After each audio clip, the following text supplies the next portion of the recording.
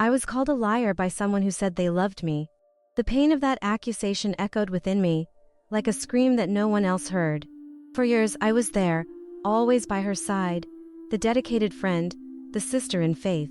I was the one who listened, the one who offered comfort in difficult times. But behind that smile, there was a void that no one noticed. The smell of fresh coffee after the services reminded me of a home that was never truly mine. I was present but invisible, like a shadow amidst bright lights.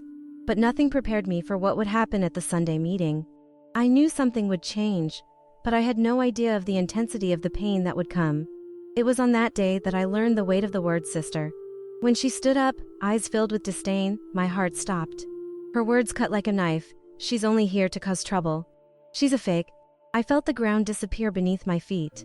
The room was full of familiar faces, but suddenly, they were strangers, as if I was in a place where I never belonged. But there was something they didn't know. At that moment, something inside me woke up. With every word she said, a spark ignited. I wasn't the liar she said I was. I had a truth that needed to be revealed. What they didn't understand was that I was the silent strength behind everything. While everyone believed I was a fraud, my faith, even shaken, was what held the community together. They never knew that my devotion was genuine, that my love for them was real. I learned that silence is a form of resistance. As her words reverberated, I realized that the true pain wasn't in the rejection but in the revelation that the love I thought we shared wasn't real. Now looking back, I see that God knows what's in each person's heart. This experience taught me that even amid pain, there is an opportunity for renewal. True love isn't based on appearances, and each of us carries a story that deserves to be heard. If you have ever experienced something like this, you will understand the weight of an unfounded accusation. It takes courage to get back up after a fall. It's worth reflecting on this. How many times have we let the fear of judgment silence our truth? Sometimes, the greatest pain isn't being called a liar, but realizing that the love we believed we had was never real. If this story touched you, share it with someone who needs to hear it. Want to see more real stories like this? There's another one in the cards. I looked at the faces around me, each one reflecting a fragment of the story we built together. But, at the same time, I noticed the lack of understanding, the void that had settled between us. That accusation was not just about me. It was about everything that had been built and now threatened by a single voice. The sense of betrayal weighed on my chest, like an unbearable weight that kept me from breathing.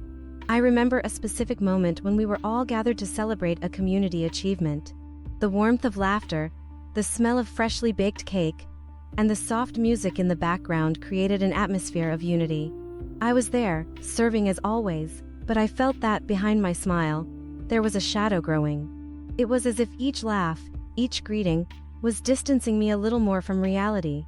The love I thought I was sharing was turning into a mirage, an illusion that faded with each passing day. At that fateful gathering, the look of disapproval from everyone I loved and respected hit me like an arrow, and, for a moment, I wanted to scream. I wanted them to know the truth I held so deeply, but what could I say? How could I explain that what was between us was more than words and rituals? The connection I felt was real, even if it was invisible to everyone else. In the midst of this emotional storm, something started to transform within me, the pain of betrayal mixed with a new strength.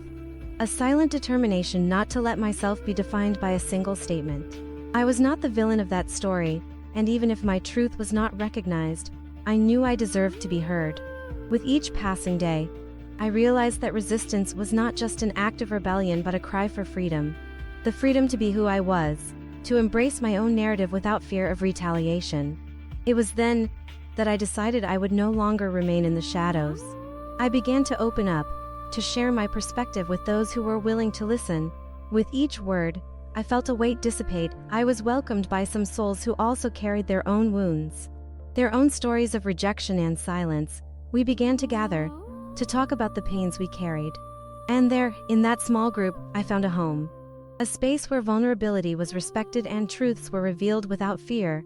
Meanwhile, the church continued its routine, as if nothing had changed. The celebrations, the services, the meetings all went on. But there was a heavy silence in the conversations. I was an absent presence.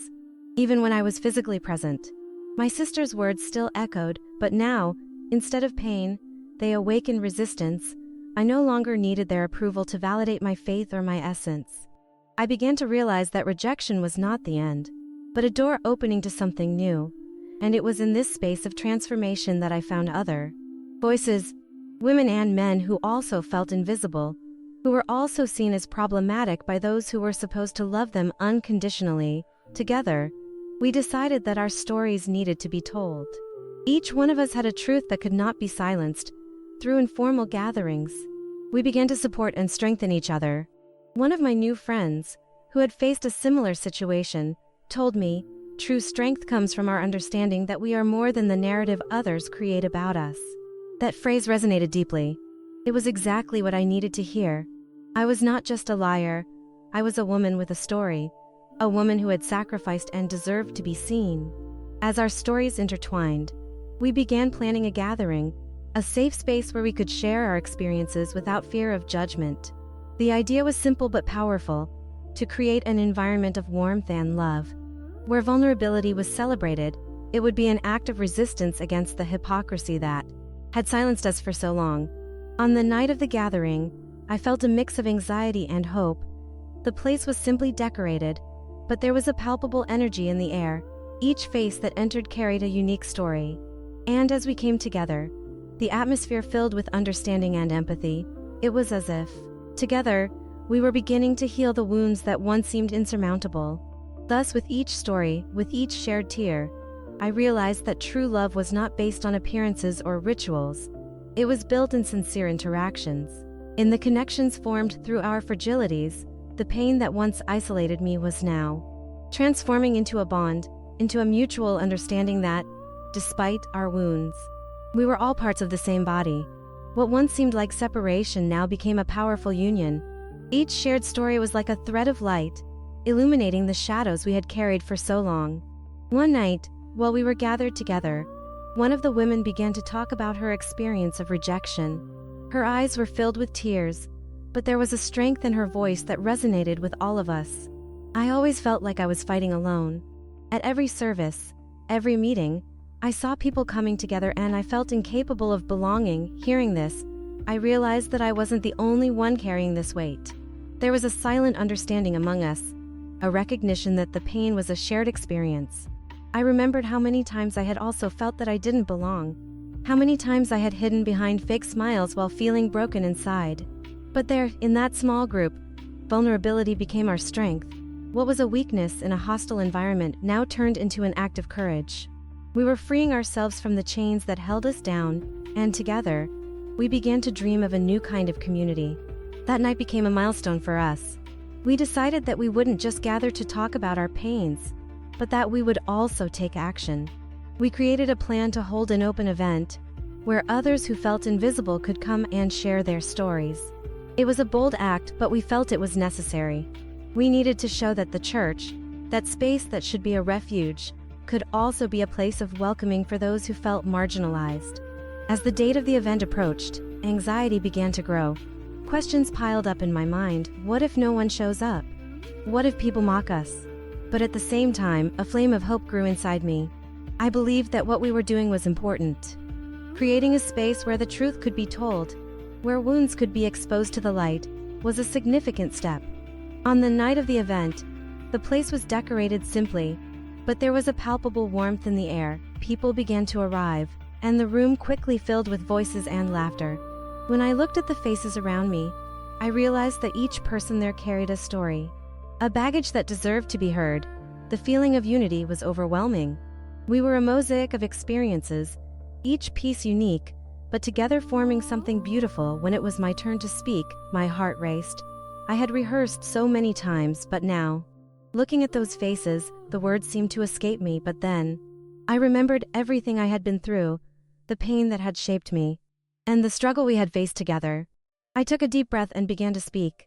I'm here to tell a story, but also to hear yours. The story of a woman who was called a liar, but who found the truth in her pain. The words flowed, and the room filled with respectful silence. Each sentence I uttered brought with it a sense of liberation. I was no longer alone.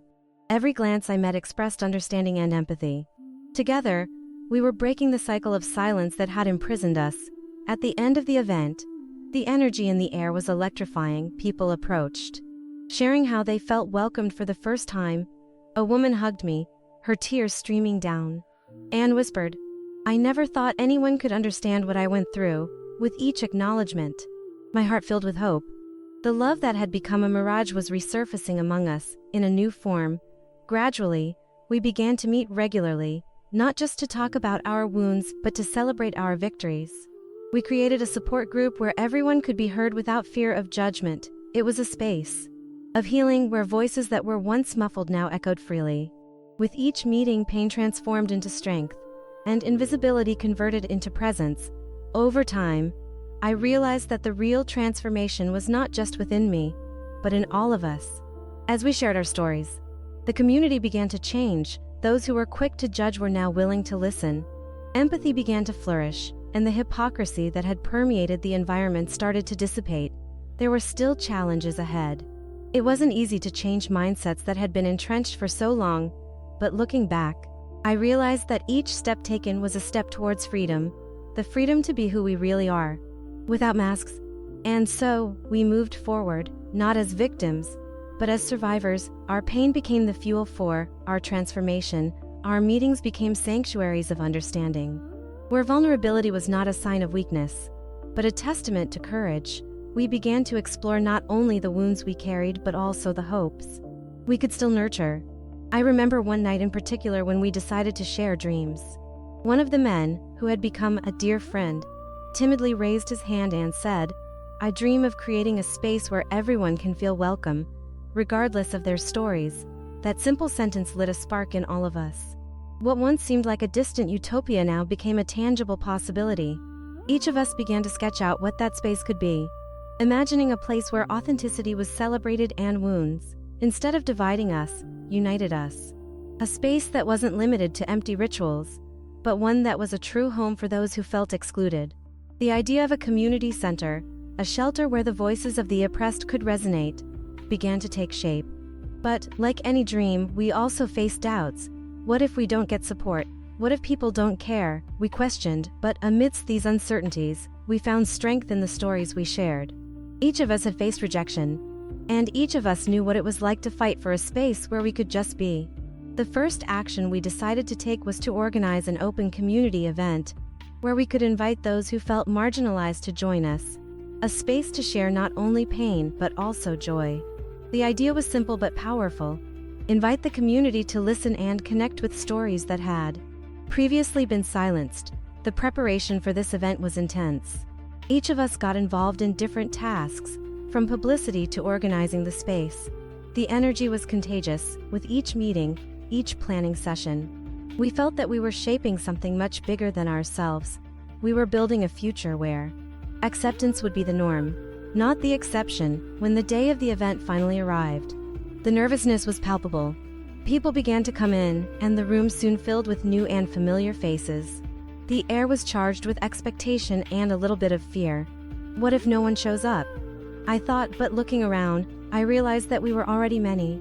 Each one there brought with them a piece of what it means to be human. During the opening, one of our most eloquent friends took the stage. He started talking about the importance of creating a safe space for everyone. "Here we don't need to hide," he said, his voice firm. "Here we are free to be who we really are." With each word, I felt the barriers that separated us starting to dissolve. So, one by one, the stories began to be told. Each account was a journey through pain, struggle, and overcoming. A woman talked about how she was sidelined by her family when she decided to come out. Another man shared the story of how his faith was tested when he became a target of prejudice. Tears flowed, but there were also smiles, nervous laughter, and warm hugs. We were creating a space of acceptance and love. I also stood up to speak. As I looked at the audience, I realized I was no longer alone.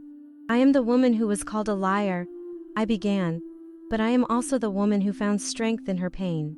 I am here to say that our stories matter, and that the truth, even when painful, is what unites us." The words flowed, and I felt every gaze fixed on me. The connection that once seemed like a distant dream now became a tangible reality.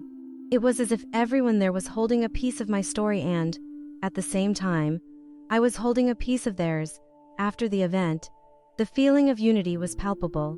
The conversations extended for hours, Many people came forward to share their experiences and to thank us for the opportunity to speak. That was a turning point. We began to realize that our pain, instead of dividing us, had the power to unite us into a stronger community. However, not everything was easy. The change we were bringing also met with resistance. Some people from the traditional church began to question our intentions. Why are you doing this? Faith should be kept on a higher level, some said. But instead of discouraging us, this only solidified our determination. We were not there to please everyone but to create a space where each person could be heard and loved. Over time, we began to see the fruits of our labor. The group grew and more people joined us. We created workshops where we shared not only our stories but also learned to take care of one another. We learned about empathy, active listening, and, above all, how to embrace each other's pain without judgment. Each workshop transformed into a sacred space, where voices that were once silenced now echoed with strength. I remember one afternoon when we decided to tackle the theme of self-acceptance. One of the participants, a man who had faced many prejudices because of his sexual orientation, stood up and shared his journey of self-love. It took me a long time to understand that I didn't need anyone else's approval to be who I am, he said, with tears in his eyes. That sentence resonated with me and everyone present. It was a powerful reminder that acceptance begins from within. With each meeting, the connection between us grew stronger. The stories intertwined like threads of a tapestry, each one contributing its color and texture.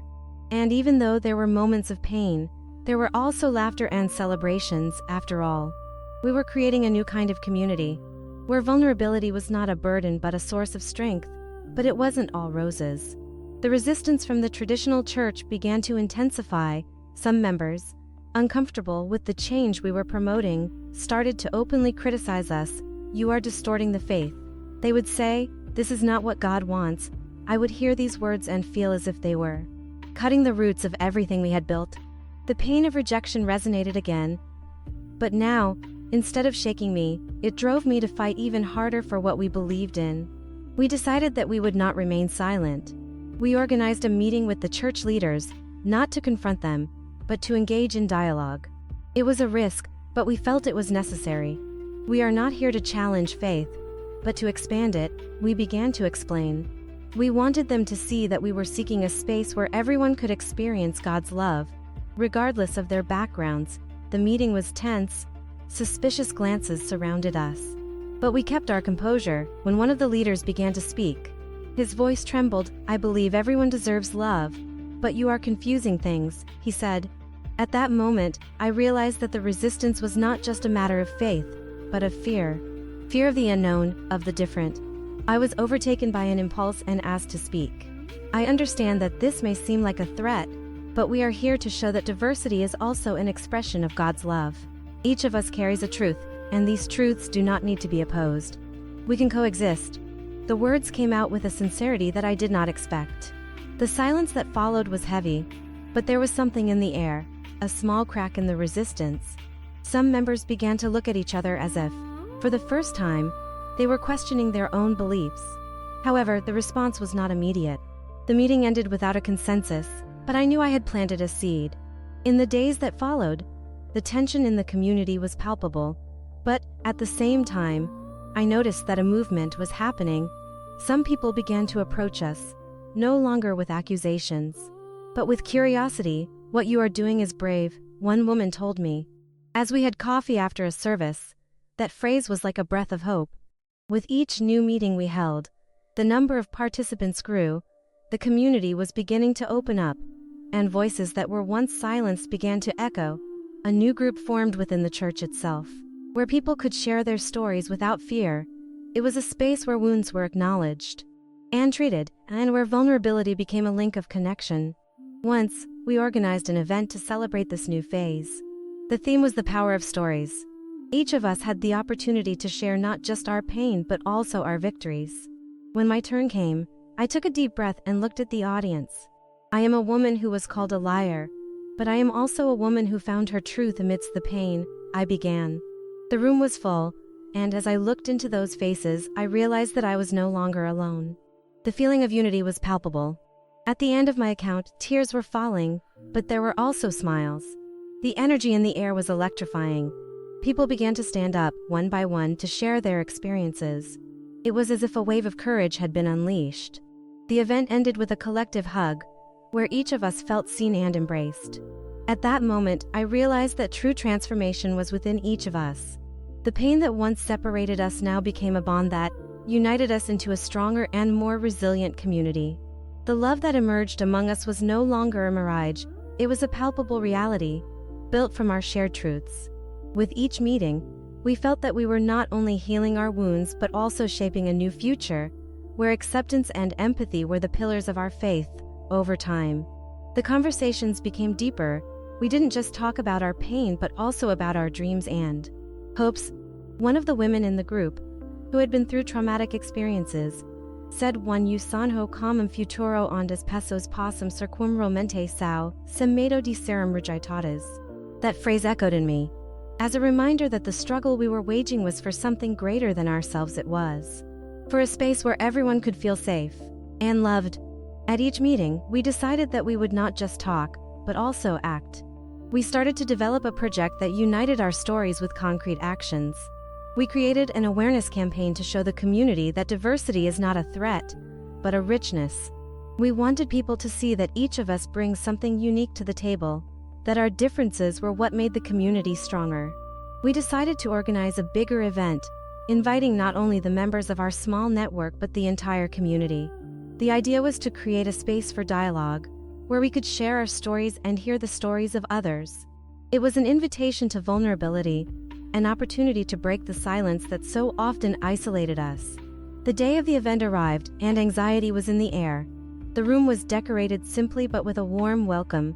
When people started to arrive, the environment filled with lively conversations and nervous smiles. The energy was contagious, and the expectation hovered over us like a cloud of hope. Each face that entered was a new possibility of connection, a new story that could be shared.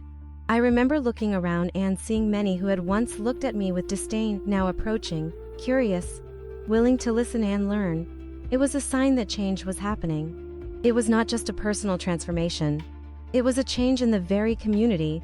The resistance we once felt was beginning to dissolve, like fog when sunlight appears. When it was my turn to speak, my heart raced again, but this time it was different. Instead of fear, there was a wave of courage that enveloped me. I was there to share not only my pain but also my journey of healing and discovery. I am a woman who has been called a liar, but I am also a woman who found her truth amidst the pain. And I am here to say that all our truths deserve to be heard. I began, feeling that each word was an affirmation of what we had built together. As I spoke, I realized I was not alone. Every look, every gesture of support, was a reminder of what we had achieved. And at the end of my story, the tears that were once of pain were now of relief and gratitude. That room was not just a physical space. It was a sanctuary where each of us could be seen and heard. After my speech, others began to stand up, sharing their stories of pain and overcoming. Each story was a new piece of the puzzle that we were assembling together. One woman talked about how she had been rejected by her family, another about how faith had guided her in moments of despair. Every story resonated with us, and the connection between everyone grew stronger and stronger. When the event came to an end, we decided to close with a big collective hug. It was a simple gesture, but full of meaning. At that moment, we were no longer isolated individuals in our pain. We were a united community, a collective body that supported each other. The pain that once separated us now became the bond that united us, and the strength that emerged from that union was palpable. In the days that followed, the energy of that event continued to inspire us. Conversations on social media and in casual meetings became more open. People began to feel comfortable sharing their own stories, and the community started to transform into a space of welcome and empathy. However, it was not an easy path. Resistance was still present, and there were moments when the voices of criticism rose again. Some people from the traditional church continued to see our struggle as a threat. But instead of discouraging us, this only strengthened our determination. We knew we were doing something important, something that could change lives. We decided it was time to take our message beyond the walls of our community. We organized a series of talks in other churches and community spaces, where we could share our stories and the importance of inclusion. the response was surprising. Many people were willing to listen and engage in dialogue. With each talk, each shared story, we felt we were breaking down walls and building bridges. It was a transformative experience, not just for those who listened but also for us, who were sharing our truths. One of the talks took place in a small church in the city center. The atmosphere was welcoming, but there was a sense of tension. We knew we were challenging norms, but we were determined to show that faith and acceptance can coexist. When we entered, the looks were curious but also suspicious. The pastor, a man with gray hair and a serious expression, greeted us with a restrained smile. He was respected in that community, and his position would be a crucial factor for our acceptance. As we began to speak, the room was filled with people, each bringing their own stories and experiences. One by one, we shared how the pain of rejection had shaped our lives and how, through acceptance, we found strength and community. The initial tension began to dissipate when a woman, with tears in her eyes, raised her hand and asked to speak. Her account of the struggle to be accepted by her family and the church touched to everyone. Empathy began to blossom, and nervous smiles transformed into expressions of understanding. After the lecture, some people approached us, sharing their own experiences of pain and loneliness. A young woman, with a trembling voice, said, "I thought I was alone. No one had ever listened to me before." That sentence echoed within me as a reminder of the impact our stories can have. This was what we sought, to create a space where everyone felt seen and heard. Over time, more churches began to invite us. The stories we shared were creating a movement. People from different backgrounds and experiences were coming together around the idea that, regardless of differences, human connection is fundamental. Resistance still existed but began to transform into dialogues. Conversations that were previously avoided were now emerging, and the vulnerability that once was a burden became a unifying link. In one of these meetings, a man who had been a fervent critic stood up to speak.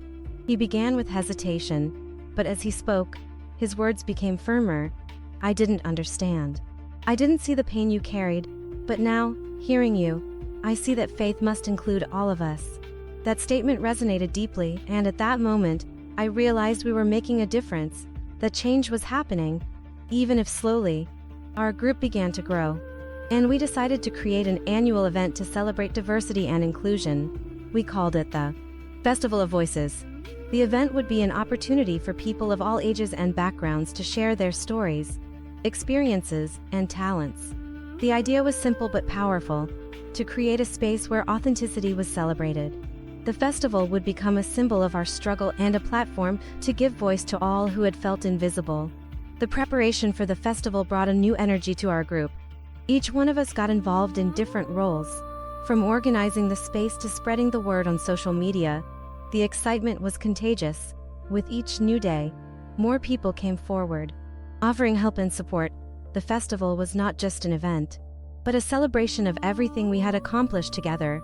On the day of the festival, the atmosphere was electric. The venue was decorated with vibrant colors, and there were stands where people could share their stories and experiences. When the performances began, the energy in the room was palpable. Each story told was an affirmation that pain can be transformed into strength. By the end of the day, when people started to gather in a large circle, I realized that we were creating something special. It wasn't just an event, it was a movement. The festival attracted the attention of the local media, and soon, stories about our struggles and triumphs began to spread. This brought new challenges but also new opportunities. Some people who had doubts about our intentions started to come closer, willing to understand. Conversations that were once filled with distrust were now turning into meaningful dialogues. One day, after a lecture, a woman approached me. She was a leader in her community, and throughout our conversation, she revealed that she had also faced rejection in her own faith journey. "I didn't know a space like this existed," she said, her eyes shining. "I would like to bring this to my church." That conversation was a milestone. The idea that other communities could benefit from what we were building brought a new perspective and hope. As our movement grew, the challenges we still faced also became evident. Some people from the traditional church continued to see our actions as a threat. In a meeting, a leader stood up and said, "You are distorting the message of faith." His words cut through the air, and I realized that the resistance was still rooted, but something was different. The room was full of people who were now willing to listen and question. I felt it was time to speak again. I understand that change can be frightening, I began. But what we are seeking is God's love in its purest form. We are here to show that faith can include everyone, regardless of their stories. We are not here to challenge, but to enrich. The silence that followed was heavy, but there was a spark of hope. Some heads began to nod slowly, as if the words I had spoken had opened up a space for reflection. We were not just an isolated group of rebels, but a community seeking a deeper understanding of faith and love. The following week, we decided to organize a series of open dialogues. These would be moments when we could gather with those who opposed us and hear their concerns. It was an opportunity to build bridges, not walls. The planning was intense, and we all got involved, each bringing their perspectives and experiences to the table. At the first meeting, the room was filled with familiar and unfamiliar faces. The atmosphere was charged with expectation and a bit of tension. Suspicious glances were exchanged, but there was also a palpable willingness to understand. When we began to speak, I realized it was a crucial moment. "We are here to listen to you," I said, "and also to share why this is so important to us." The first to speak up was an older member of the community. He began to talk about his fears. "I grew up in a time when difference was seen as a threat. I believe we need to protect the values of our faith." His words were sincere, and I understood that, although his perspective was different, his concern was genuine. I responded empathetically. "I understand that change can be frightening, but we are here because we believe God calls us to love one another. Regardless of our differences, we are not trying to erase faith, but to expand it." The conversations continued, and to my surprise, many began to share their own experiences of pain and rejection. Vulnerability was creating a space for connection, and the barriers began to crumble. At one of the meetings, a young woman, visibly nervous, stood up and said, "I have always been afraid of being rejected because of my sexual orientation. I thought I could never be accepted, even by God." The silence that followed was profound.